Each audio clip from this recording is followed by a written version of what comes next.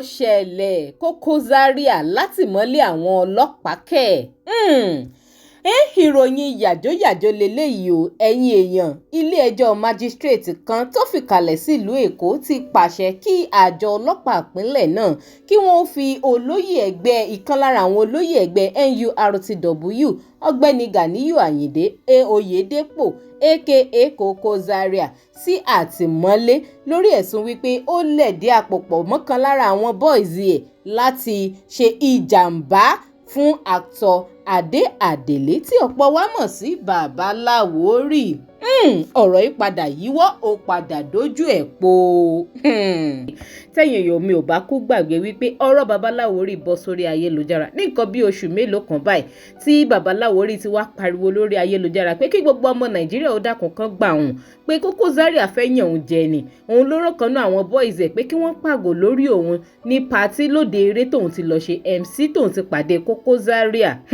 Tẹ́ ẹ̀ bá sì gbàgbé Koko náà deny ó bọ́ sórí ayélujára ó ṣe interview left and right wípé òun ò mọ̀ nípa irọ́ ni Bàbá Lawori ń pamọ́ pé kódà òun gan ló ń gbé Lawori lọ sí hospital nígbà tí ìṣẹ̀lẹ̀ yẹn ṣẹlẹ̀ ní pàtí pé in fact òun tún bùn Lawori lówó gan ni lẹ́yìn tóun treat ẹ̀ tán lọ́fẹ̀ẹ́.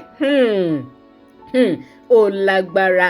Tẹ́ ẹ̀ bá gbàgbé ọ̀pọ̀ wa la ti wò pé ta ni ń parọ́ gan ta ló ń ṣòótọ́ gan láàrin Lawori àti Koko Zaria tọ́pọ̀ wá sì ń wò wípé ibo gan lọ̀rọ̀ yìí máa já sí.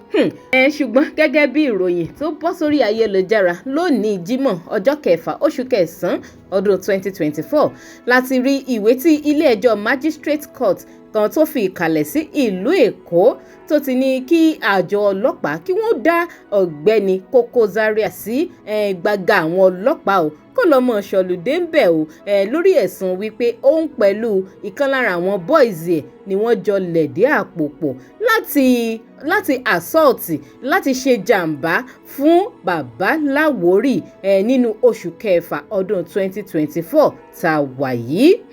Ó lágbára o. Lára àwọn ẹ̀sùn tí wọ́n fi kan Koko Zaria òun ni wọ́n sọ wípé ó lẹ̀dí àpò pọ̀ mọ́kàn lára àwọn boys ẹ̀ eléyìí tí wọ́n ní ó ti na pápá bora báyìí láti ṣe jàǹbá fún actor Bàbá Lawori lélẹ́yìí tí wọ́n ní ó jẹ̀bi ẹ̀sùn Criminal Law Chapter 17 Volume 3 ìwé òfin ìpínlẹ̀ Èkó tọdún 2015.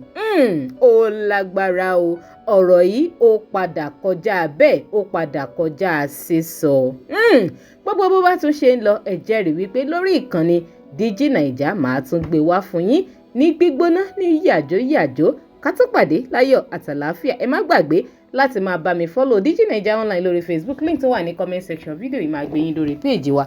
Gbogbo yín tẹ́ ṣe darapọ̀ mọ́ wa náà lórí YouTube ẹ máa bá mi click lórí subscribe button tó wà lábẹ́ fídíò yìí ẹ like ẹ comment kẹ́ sì máa bá mi share fọ́nrán yìí kó máa lọ lórí ayélujára.